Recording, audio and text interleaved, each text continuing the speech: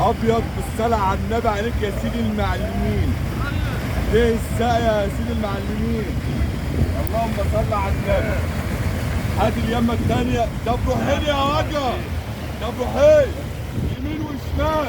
اللهم صل على النبي. والاحسن والافضل اللي هي شغاله بالكهرباء. اللهم صل على النبي. ارفع لك لحيه يا عم. ليه اللهم صل على النبي.